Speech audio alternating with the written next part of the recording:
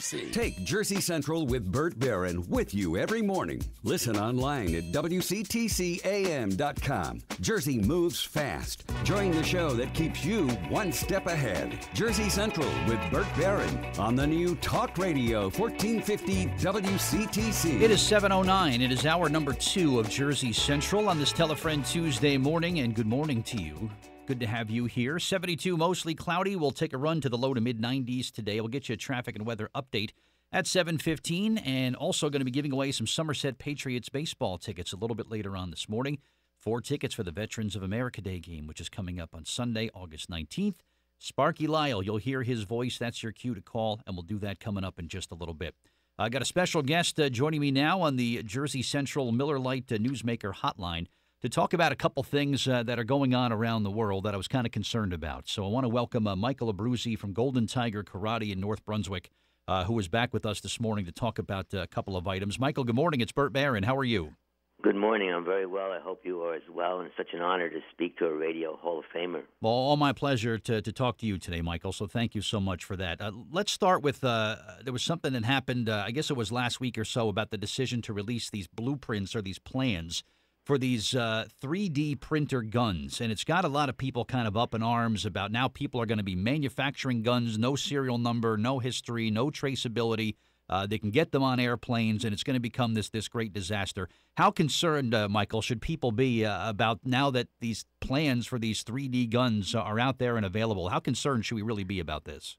Well, the real beginning of that is that such a gun can only shoot one round, and then it's virtually useless.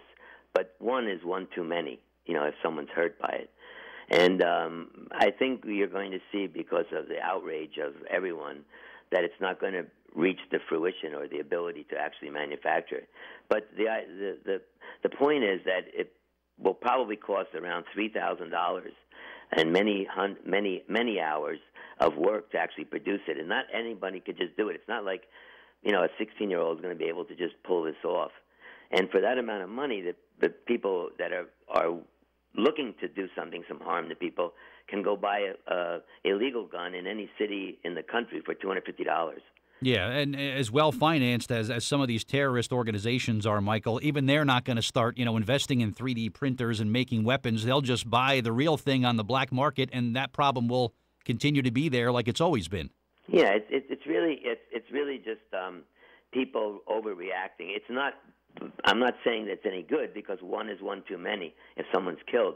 But the probability of anything really happening about this is very small. And there's all sorts of inspections that go on at airports and functions that would uncover this. They're not invisible. They're just, they're not invisible to the naked eye. So you can see them.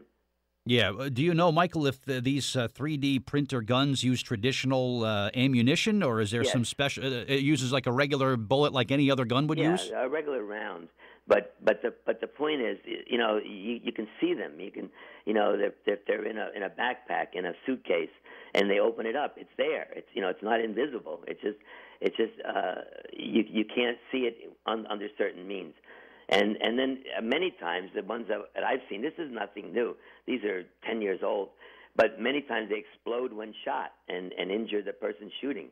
Yeah, now I've seen these 3D printers in action, Michael. I went to one of our partners that actually has one.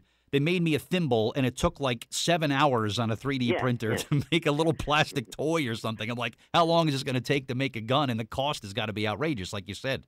It really is, and the material and the time. If a thimble took 7 hours, imagine what a gun's going to take. Yeah, by the time you all the parts and whatnot and put it together right. So, and just the way it was kind of handled, all it takes is one person, Michael, just to get a copy of these blueprints. And whether you release them or not, just the one person puts it online, and there you go. It's out there, and then it's out there for everybody to have. Yeah, no, it's an awful thing. However, the paranoia going on around it, as if everyone and your neighbor will have one of these guns in a day, and that just isn't true. Yeah, no. Rather than worry about 3D guns, let's worry about the real guns first. Let's try to get that problem under control. Look at Chicago over the weekend. Oh man, yeah, just Death City. That was terrible. Yeah, and it's an awful thing. The whole idea of the use of guns for illegal means is awful. But, focus on what's important. Clear up the illegal guns. Yeah, yep, you're right. Michael, let's shift gears a little bit. Very, very surreal incident over the weekend where a president of one of the nations in South America was apparently almost a victim of a drone assassination attempt. And I'm sure people saw the video by now. How concerned do we have to be about this, where drones are now being used to take out political officials or used to commit criminal acts? Is this sort of the next wave of terrorism is involving drones to do the work?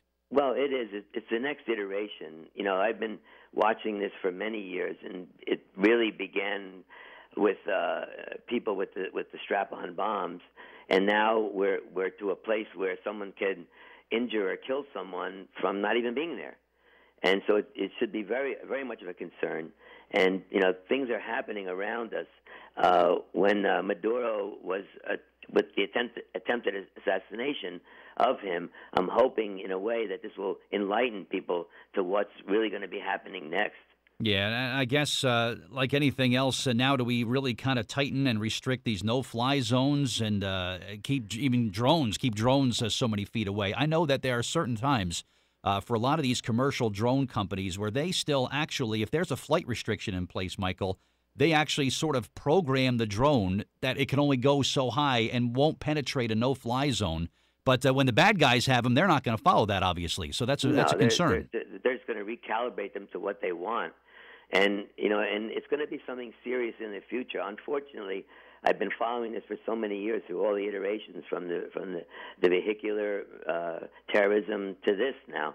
And it's going to be a big concern. Think about it. Just someone can sit in a hotel room hundreds and thousands of feet away and just launch these attacks.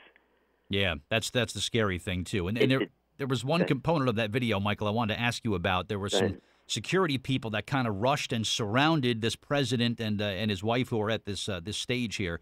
They held up these it was almost like a black sheet almost that they kind of put in between their exterior, and they put the president behind them. What was this black sort of like, it was almost like a little portable, almost like a black piece of cloth or something. What was the point of that? Well, they're made out of Kevlar, and they've been used for many years when there's rioting, and they usually use it to push the rioters back and for the police and other agencies to protect themselves. But it's very common, and they're very. It looks more like a mat, sort of a mat with a handle on it. Right, it's like a mat or a blanket. And Kevlar, I'm guessing there's some bullet resistance to that. Maybe explosives. It's kind of explosive proof to some degree. It's really just to protect you against anything coming at you. For the most part, it will stop any bullet. But what they were doing was protecting him preemptively in case the next round came. Because don't forget, even like with drones, if they get something that didn't really work, because it just wasn't in the right area, then they'll just try again. So they have to protect the person, and that's very quick because they're all carrying them. It works out very well for everyone. Something to be very concerned about. See, this is why these free self-defense courses that you're still offering, Michael, are so important to everybody. Talk about that and how someone can sign up for one of those. Well, we've been offering for years now because of my wanting to give back to the community. Free self-defense classes on Tuesdays and Thursdays, every Tuesday and Thursday from 6 to 6:30. And we use scenario-based curriculum so that people are, they're not training for something that might never happen, but something that is happening and will happen in the future. Yeah, real-world stuff. How does someone go ahead and book one of these and come see you? Well, they can call 246-KICK, 732-246-KICK, or go to our website at goldentigerkarate.com. All right. Michael Abruzzi, always a pleasure, always good information. And when the world gets crazier, at least I have you. I can call on to kind of explain to me what's going on. So, well, thank you for thinking of me like that, because I'm really trying. It's hard to stay ahead of the bad guys, isn't it? Yeah, it is. But the thing is, what's going to be after drones? Yeah, we'll see. And there's going to be something. Yeah, right. I'm sure there will be. Michael, thank you again for the time, and we'll talk to you very soon, all right? I hope so. Thank you. All right, thank you. All right, Michael Abruzzi, my guest on the